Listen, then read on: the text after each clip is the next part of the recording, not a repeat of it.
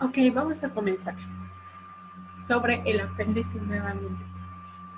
Dentro de la embriología, el apéndice se forma en la sexta semana de gestación, como una evaginación del canal caudal del intestino medio. La anatomía tiene una longitud de 6 a 9 centímetros aproximadamente. Decía Carlita que puede medir hasta 25. En realidad, solo 6 a 9 centímetros, ese es el parámetro. Un diámetro que suele ser de entre 1 a 3 milímetros aproximadamente de diámetro. Acuérdate que si se encuentra ya distendido el diámetro, es decir, mayor de 6 milímetros, ya es considerada como una apendicitis. Pero en realidad el diámetro nominal suele ser de 1 a 3 milímetros. Es rama de la arteria ileocólica. ¿De dónde proviene la arteria ileocólica? De la arteria mesentérica superior. Tiene un drenaje a los ganglios linfáticos, una inervación simpática del plexo mesentérico superior, T10, L1 y parasimpáticos como el vago. La histología tiene una serosa muscular submucosa y mucosa. De adentro hacia afuera, mucosa, submucosa, muscular y serosa. Función es un órgano inmunitario. Inmunitario. No solamente sirve para hacer ricos a los cirujanos, sino que es un órgano inmunitario que secreta inmunoglobulinas. La inmunoglobulina A, como un reservorio de bacterias saludables. ¿Okay? La inmunoglobulina A y reservorio de bacterias saludables. La posición, la más común, es la retrocecal en un 65%, seguida de la pélvica en un 30%, de la subcecal en un 5%, preileal en un 2%, retroileal 1%. Entonces, retrocecal, pélvica, subcecal, retroileal, preileal y retroileal. Retro. Retrocecal, la más frecuente, retrocecal, pélvica, subcecal, preileal y retroileal. Ahora, la apendicitis se define como la inflamación de la apéndice cecal o vermiforme que inicia con la obstrucción de la luz apendicular que trae como consecuencia un aumento en la presión intraluminal. Dentro de la epidemiología, es la urgencia quirúrgica más frecuente en un 60%, con una incidencia entre la segunda y la tercera década de vida. En los niños es más frecuente entre los 6 y los 10 años, principalmente en el sexo masculino, con una relación de 2 a 1. Todo sexo masculino, 1 femenino. La mortalidad es más frecuente en los recién nacidos y lactantes, porque por su dificultad diagnóstica no sabemos realmente qué es lo que tengan. La perforación ocurre principalmente en los primeros 4 años y en los adolescentes en un 10 a un 20%. Entonces, si te llegan a preguntar, ¿en quién es más frecuente la perforación? En los primeros 4 años de vida. En los adolescentes pues suele disminuir esta incidencia, un 10 a un 20%. Ahora, dentro de la etiología, tenemos primero que hay un agrandamiento de los folículos linfoides. ¿Okay? Entonces, lo primero, se agrandan los folículos linfoides por un fecalito que está causando una obstrucción. Pero bueno, la primera causa entonces es el agrandamiento de los folículos linfoides, o también llamada hiperplasia linfoidea. Es la primera causa. Posteriormente ya vienen como segunda causa los fecalitos, ¿no? Luego el cuerpo extraño. Un cuerpo extraño, alguna semilla, no sé, algo que se atoró ahí. Parásitos, tumores, la torsión apendicular y el traumatismo cerebral. Entonces, si te pregunto cuál es el más frecuente, la hiperplasia linfoidea, seguida de fecalito, cuerpo extraño, parásitos, tumores, torsión apendicular y traumatismo cerebral. Dentro de la fisiopatología tenemos La principal causa es la obstrucción de la luz apendicular, ya sea por la hiperplasia de los folículos, petrolito, por pestaña, parásitos, tumores de función apendicular o tumores, lo cual causa un aumento de la presión intraluminal, una obstrucción linfática y venosa, una isquemia de la mucosa apendicular, una infección bacteriana y perforación a las 48 horas aproximadamente. Pues ya no hay retorno venoso, se llama isquemia, se van acumulando las bacterias, infección bacteriana y la perforación que sucede aproximadamente en las primeras 48 horas. Ahora, las fases de la apendicitis. Vamos a tener a la simple catarral. Simple, catarral, congestiva, mucosoide, y la segunda que es la fibronosa, acuérdate, o fibrinosa o fibrina purulenta. La tercera que es la gangrenosa y la 4 que ya es la perforada, un absceso o un plastrón. Dentro de la microbiología, la apendicitis está causada en un 60% por anaerobios. ¿Okay? Anaerobios. Vamos a tener a la E. coli, bacteroides, Peptostreptococcus, pseudomonas y lactobacillus. ¿Ok? Ajá. E. coli como principal causa, luego los bacteroides, luego las pseudomonas y los lactobacillus en tercera instancia. Dentro de las manifestaciones clínicas tenemos en el adulto joven, vamos a tener 2 de los 3 criterios de una apendicitis. ¿Cuáles son los 3 criterios? El dolor. Dolor característico con incremento de la intensidad en las 24 horas. Entonces va aumentando paulatinamente el dolor. Se va haciendo más grave, más intenso en las primeras 24 horas. Es un criterio. Luego, ya saben, irradiado la cresta ilíaca derecha. Ahora, segundo, manifestación de la irritación peritoneal. Y 3, datos de respuesta inflamatoria sistémica. Entonces, irritación peritoneal, inflamación y dolor irradiado. Entonces, si cumple 2 de los 3, tenemos una apendicitis en un adulto joven. Entonces, en este caso, realizamos una apendicectomía. Si lo cumple. En el adulto mayor, pues únicamente se requiere uno de estos 3 criterios: dolor, irritación e inflamación. Ajá.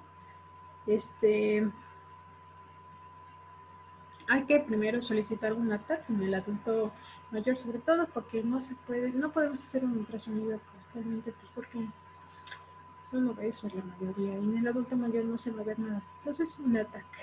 ¿Sí? Una vez confirmada, clásica apendicitis en un TAC. Entonces, ya realizamos la apendicectomía. En los niños, los anteriores síntomas deben presentar.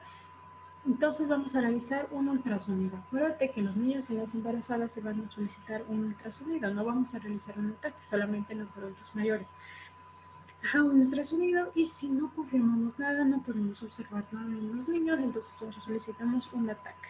En sospecha de embarazo, primero realizamos un ultrasonido obstétrico en el primero o segundo trimestre, y el TAC únicamente se utiliza en casos extremos, después de la 20 semana de gestación. Porque pues vamos a irradiar a nuestra paciente y no tiene mucho sentido, porque pues vamos a ocasionarle muchos daños al bebé. Ahora, dentro de los síntomas, tenemos en los lactantes, vamos a tener primero la distensión abdominal. Bueno, en realidad, primero cursan con diarrea. Pero bueno, dentro de las frecuencias de los síntomas, no de quién sucede primero, no por el inicio, sino por la frecuencia, vamos a dividir a los signos como el más característico en ellos, la distensión abdominal. No sabemos, el bebé está llore y llore, tocamos su pancita, se encuentra inflamada, distensión abdominal. Bueno. Segundo, el vómito gastroalimentario. El bebecito, aparte de que está inflamado, comienza a vomitar. Luego, la fiebre. La mamá nos dice, ha tenido fiebre, 38.5 grados centígrados. Ok, distensión abdominal, vómito y fiebre. Ahora, diarrea, la diarrea. Entonces nos hace pensar, bueno, ya tenemos varios signos, tenemos dolor, fiebre, náuseas y distensión abdominal, ¿no?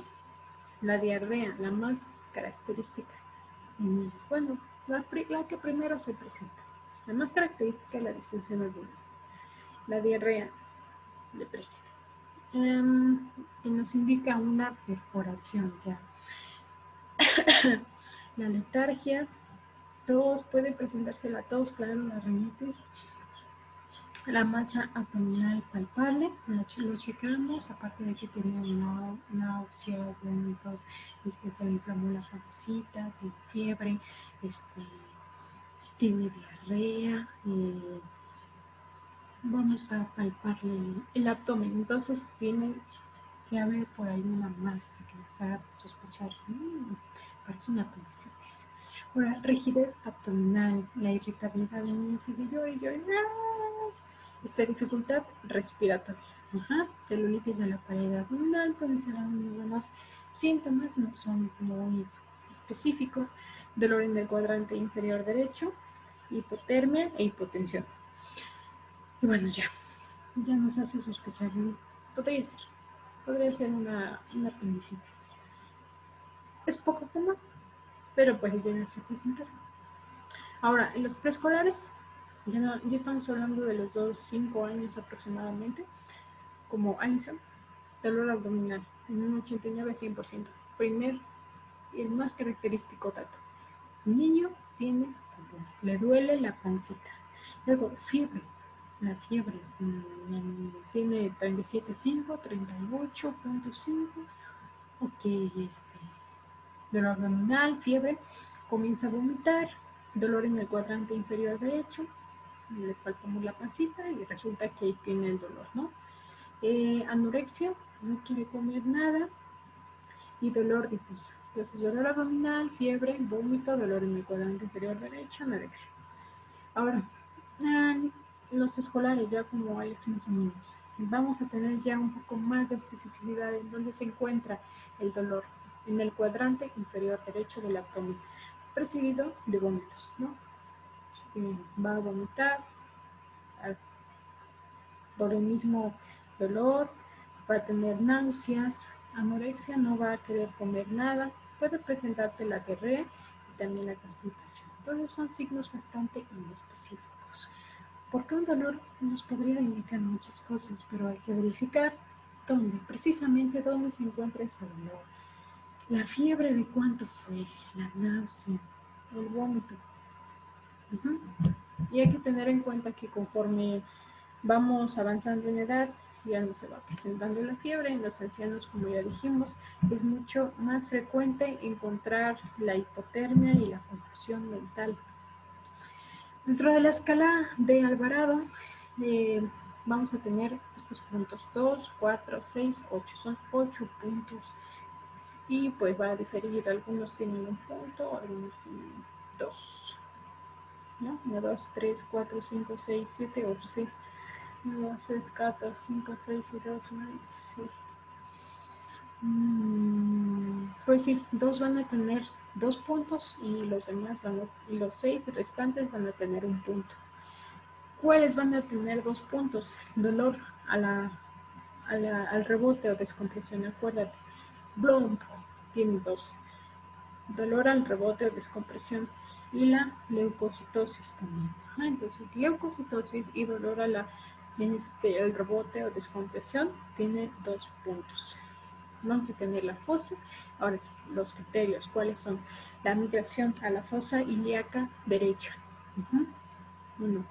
Anorexia, 2. Náusea y vómito, 3.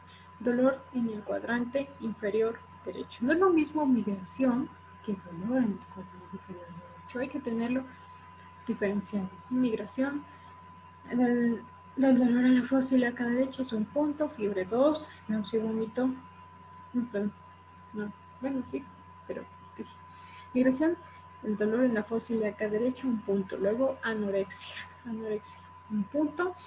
Náusea y vómito, otro punto. Dolor en el cuadrante inferior derecho, un punto. Dolor en el cuadrante inferior derecho, un punto. Dolor a la descompresión o rebote, es un punto, 2 puntos, perdón. Fiebre, un punto. Leucocitosis, 2 puntos. Y desviación a la izquierda con neutrofilia, un punto. Entonces, a ver, vuelvenlos a repetir. Migración en la fosa ilíaca derecha, un punto. Anorexia, un punto. Náusea, vómito, otro punto. Dolor en el cuadrante inferior derecho, otro punto. Veamos 5, ¿no? 1, 2, 3, 4, 5. Ahora, dolor a la descompresión, 2 puntos. Ahí vamos 7. Fiebre, 8. Leucocitosis, son 2 puntos. No, algo ahí falló, otra vez. Fosa, dolor, migración del dolor a la fosa ilíaca derecha, un punto.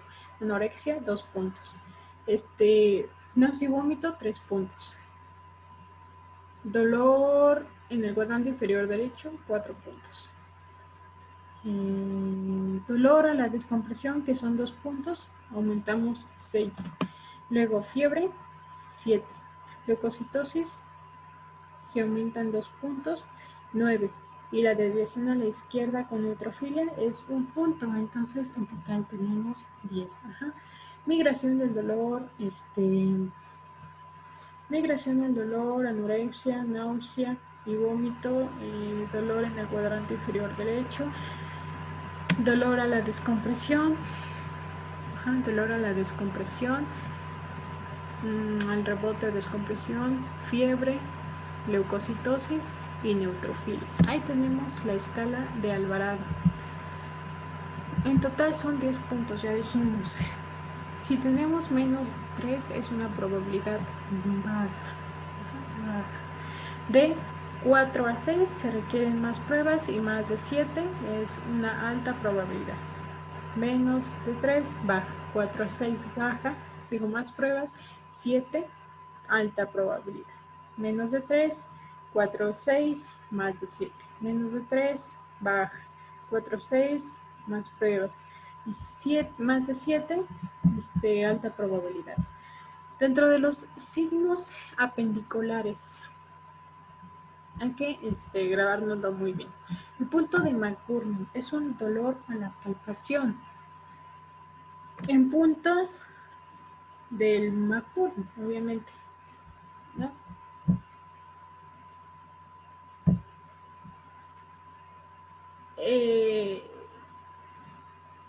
¿Qué? Así.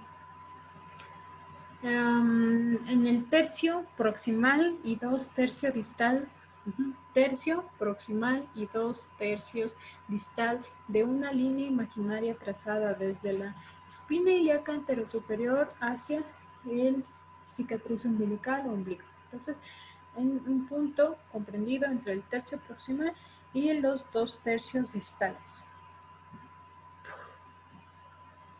Signo de percusión de Murphy es un dolor a la percusión en la fosa ilíaca derecha.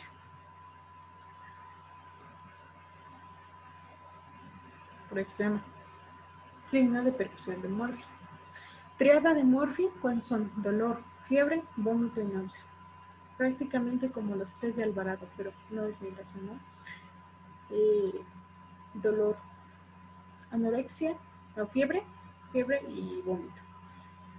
Dolor, fiebre y vómito.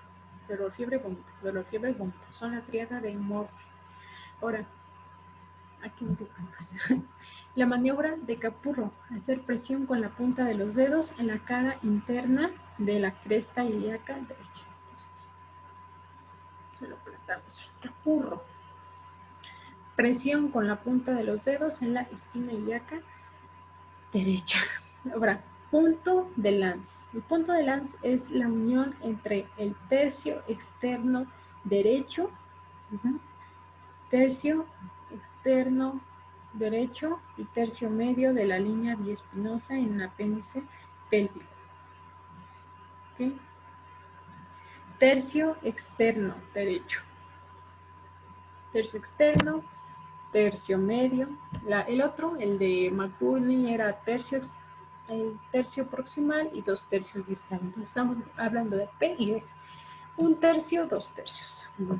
Tercio proximal, 2 tercios distal. En LANS estamos hablando de externo y medio. Entonces, es tercio y tercio. Tercio externo, tercio medio, de una línea biespinosa, que va a estar entre las dos espinas ilíacas. Entonces, tercio externo, tercio medio. El punto de la CEN son 2 traveses de dedo por encima de la espina ilíaca anterosuperior. 2 traveses de dedo por encima y detrás de la espina ilíaca anterosuperior. Entonces ahí el punto de Lange nos sirve para saber si el apéndice se encuentra retrosacral.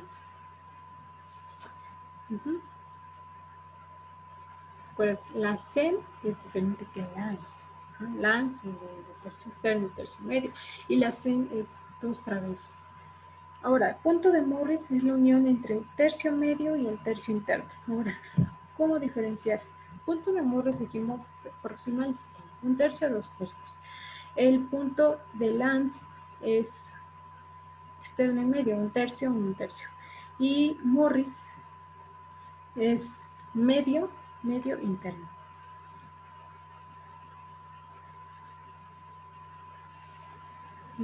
Entonces, el punto de Lange es externo y medio, externo, externo y medio. Y el de Morris es medio interno. O sea, estamos hablando, Lange es quien incluye el externo y Morris es el que incluye el interno. Es un tercio medio, medio y un tercio interno de la línea espino-umbilical. Es como un punto de McBurney, pero ahora estamos hablando de un tercio y medio y un tercio interno de Morris. El signo de Blumberg. El signo de Blumberg, Blum, presionar en la fosa ilíaca derecha, dolor a la descompresión. Al retirar bruscamente la mano. Nos indica, como ya dijimos, irritación peritoneal varieta. Entonces, ¿cuál es un signo de irritación peritoneal? Blumberg. Blumberg. Irritación peritoneal. Y otro es el de Robson. Acuérdate, otro es el de Robson, de irritación Blumberg y Robson. Robson, ya dijimos rosa, espejo. Rosa se ve al espejo, entonces Robson, presionamos en la fosa ilíaca izquierda, se irradia a la fosa ilíaca derecha. En caso de apendicitis, ya dijimos, otro signo de irritación peritoneal. Ahora, el signo de Dieulafoy es una hiperestesia en el signo de Sherrin, espina ilíaca anterosuperior. ¿Quién sabe qué sea el triángulo de Sherrin? Ahora, la triada, el otro es triada del Dieulafoy es hiperestesia, dolor, contractura o defensa. Hiperestesia, dolor, contractura. ¿Y cuál era la triada de Murphy? Acuérdate, el signo de Murphy es diferente. El signo de Murphy es de colecistitis. La tríada de Murphy sí es de apendicitis. Tríada de Murphy, que ya dijimos, dolor, fiebre, vómito. Dolor, fiebre, vómito. Y también hay otra triada de Dieulafoy, que es hiperestesia. Hiperestesia en la fosa ilíaca derecha. Dolor provocado en la fosa ilíaca derecha, contractura. Hiperestesia, dolor y contractura. Hiperestesia, dolor, contractura. Hiperestesia, contractura. Dolor, contractura. HDC. HDC. Hipersensibilidad, dolor, contractura. Es la tríada de Dieulafoy. Ahora, signo de Dumpy. Dumpy como el elefante de las orejas grandotas. Dumpy. Dumpy es dolor en la fosa ilíaca derecha con la tos. Entonces imagínate a Dumpy tosiendo y con dolor. Entonces cada vez que tose le duele. Entonces, dolor en la fosa ilíaca derecha con tos. Signo del psoas. Paciente en decúbito izquierdo, hiperextensión del miembro inferior derecho y dolor. Apéndice, nos indica un apéndice retrosacral. del psoas, acuérdate. Psoas es cuando se le extiende. Ahora, obturador es la rotación interna del miembro inferior derecho. Carla lo había descrito como cadera derecha, pero bueno, miembro inferior derecho, rotación interna. Si hay prueba positiva, hay un dolor en el hipogastrio.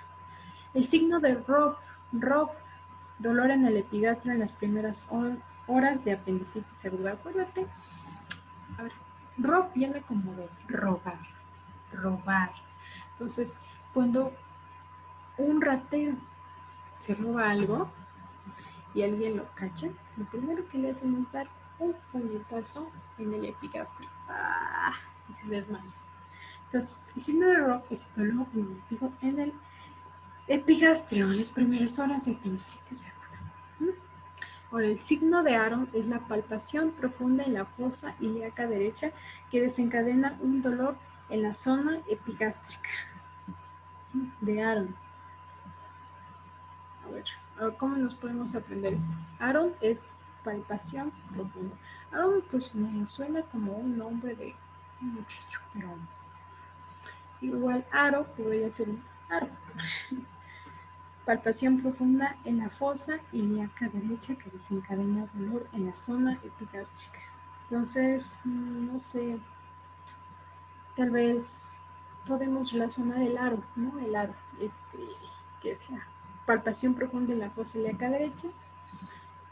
Fosa ilíaca derecha comienza de un lado del aro y lo rodea y se va a la zona epigástrica, la signo de aro. Y el signo de Sommer es la defensa involuntaria de los músculos de la pared abdominal sobre una zona de inflamación intraperitoneal. Entonces, Sommer en inglés, verano.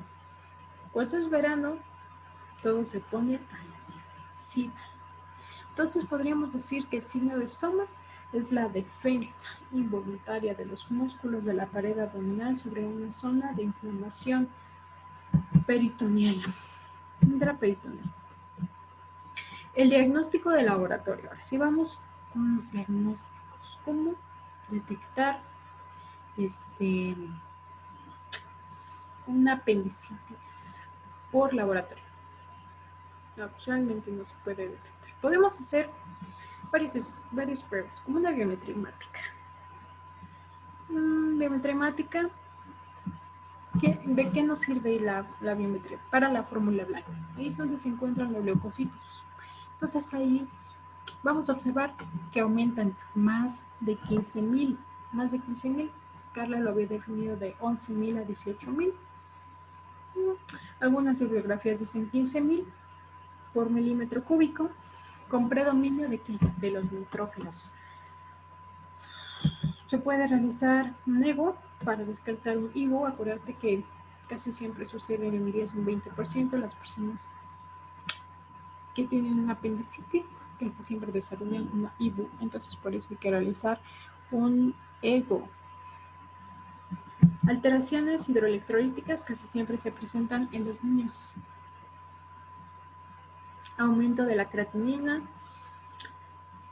La prueba triple, CC sugestivo, hay que pedir una PCR.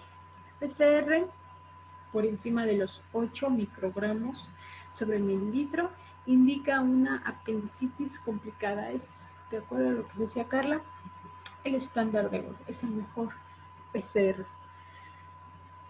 Y la leucocitosis, ya tenemos más de 11,000, neutrofilia más del 75%. Si te pregunto qué porcentaje tiene la neutrofilia, más del 75%. Aquí lo había puesto igual, la radiografía de abdomen. Lo único, no se tiene que pedir una radiografía, tal vez como una prueba inicial, pero pues realmente no tiene mucha sensibilidad ni mucha especificidad. Lo único que podemos ver igual es un apéndice dilatado, más de 6 milímetros, igual no lo podemos pedir en una radiografía. La acumulación de líquido periapendicular, ahí sí lo podemos ver. También podemos notar algunas cosas. Espera, radiografía.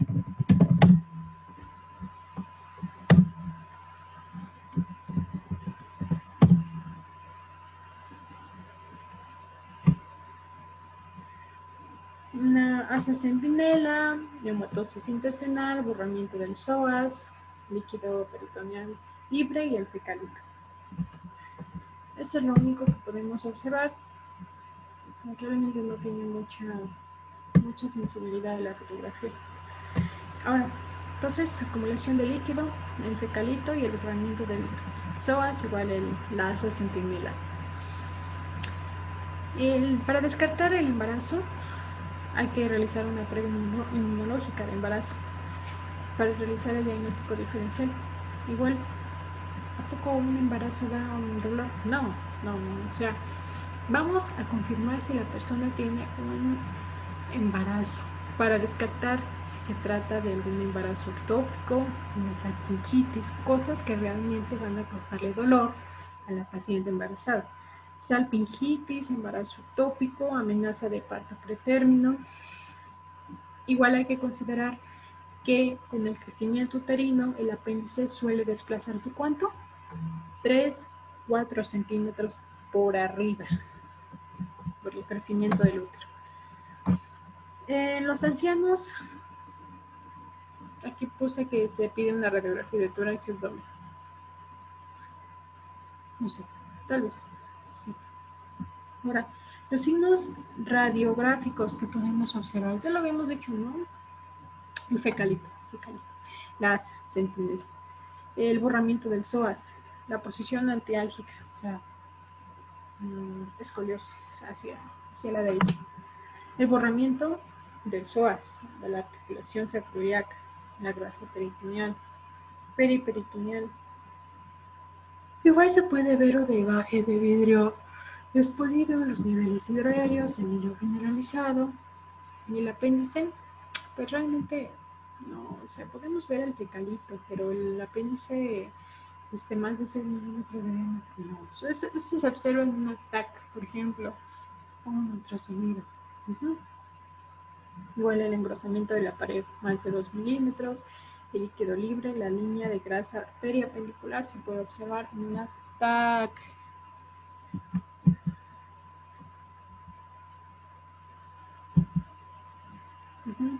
Entonces, fecalito, borramiento del psoas,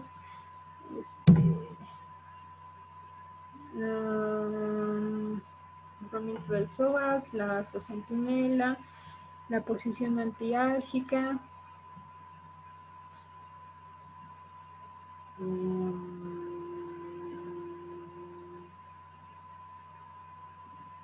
imagen de vidrio despulido, niveles hidroaéreos, hilo generalizado y en la TAG el apéndice inflamado, la grasa, el engrosamiento de la pared, la grasa periapendicular, las líneas y el líquido libre. Diagnóstico diferencial, hay diagnósticos quirúrgicos, urológicos, médicos. Quirúrgicos, urológicos, médicos. Dentro de los quirúrgicos, la obstrucción intestinal, la obstrucción, la colecistitis aguda, podría ser, la úlcera péptica perforada, podría ser porque se encuentra el dolor en el epigastrio, la adenitis mesentérica, dijimos que es el agrandamiento de los folículos, de los ganglios linfáticos, ¿no? Bueno,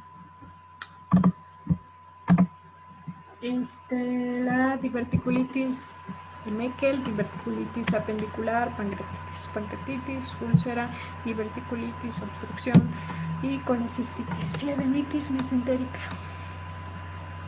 Entonces tenemos patología a nivel de la vesícula, de los ganglios, del intestino por la obstrucción, del igual del intestino por la diverticulitis de Mecke y del páncreas. Se encuentran todos en el epigastrio o cercanos al epigastrio, ¿no? Las causas urológicas, vamos a tener un embarazo ectópico. Embarazo ectópico, el EPI, que es lo primero que tenemos que descartar en una mujer, ¿no? Embarazo ectópico, la salpingitis, la amenaza de parto, la ruptura de folículo ovárico torcido. Entonces, si te pregunto cuál es la primera diagnóstico diferencial que tenemos que realizar, la adenitis mesenterica. Luego, pues sería el EPI, ¿no? Luego ya sigue el quiste ovárico torcido, luego ya sigue la gastroenteritis. El quiste ovárico torcido, la salpingitis, la ruptura del folículo ovárico, y bueno, médicas, ya dijimos gastroenteritis, neumonía, la neumonía, igual podría ser gastroenteritis, neumonía, ileitis y cetocitosis diabética. La cetocitosis no sé por qué, pero bueno, ileitis podría ser, la neumonía, la gastroenteritis, bueno, creo que ya. Las complicaciones, dentro de las complicaciones vamos a tener la apendicitis cuando se perfora, ¿no?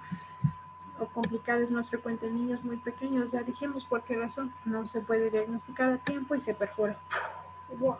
Edad menores de 5 años y personas muy mayores también, mayores de 65 años. Peritonitis, infecciones y abscesos de la herida quirúrgica también puede ser, ¿no?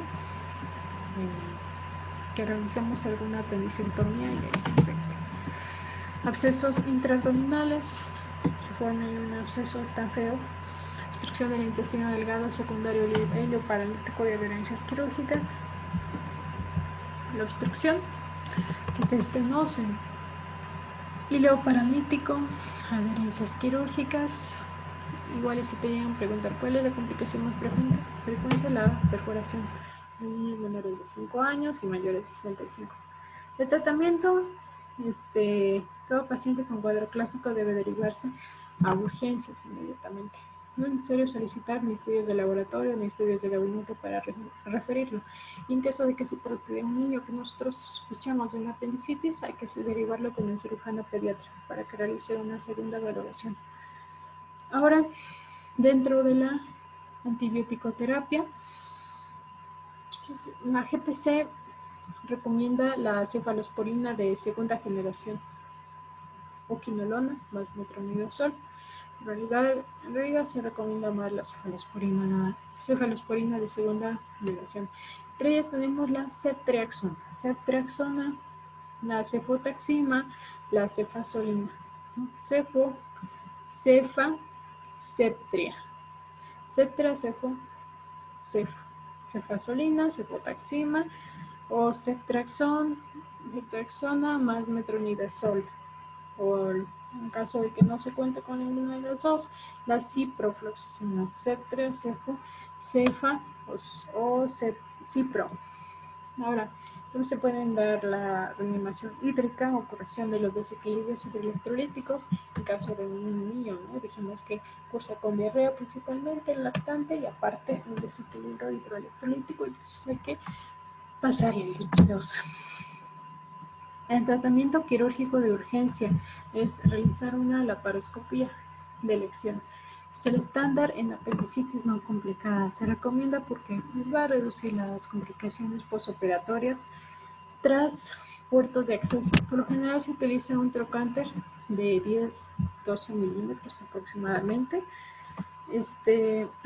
a nivel del ombligo, en tanto que los otros dos trocánteres son de 5 milímetros y se colocan en la región suprapúbica y en la fosa ilíaca izquierda. Está contraindicado la laparoscopia en menores de 5 años y adultos mayores y es segura en el embarazo. Entonces, si nos dicen una embarazada porque va a tener un bebé no se le puede hacer una apendicectomía, sí, se puede hacer una laparoscópica. Ahora, la profilaxis antibiótica. La protección con antibióticos se limita de 24 a 48 horas en los casos de apendicitis no perforada. En la apendicitis perforada, los antibióticos intravenosos por lo general se administran hasta que se normalice el recuento de leucocitos y el paciente está febril. Entonces, en la apendicitis perforada, es intravenoso, o sea, no se le puede dar nada por vía oral. Y se administran hasta que se normalice el nivel de leucocitos y ya está febril, o sea, ya salió de todas las complicaciones. 2 gramos de cefoxitina, Ceptria, cefa y esta cefoxitina, venosa, la inducción anestésica. Se pueden dar analgésicos, como cuáles, los AINES. Los AINES son los más recomendados en apendicitis. ¿Cuál? El paracetamol. Si no tengo paracetamol, ketorolaco. Si no tengo ketorolaco, metamizol. Una apendicitis complicada, tratamiento no quirúrgico inicial, tiene resultados superiores. El tratamiento no quirúrgico consiste en la administración de antibióticos, líquidos intravenosos, disminución la eliminación del tubo digestivo, los antibióticos parenterales y el drenaje percutáneo. Y pues eso sería todo de lo que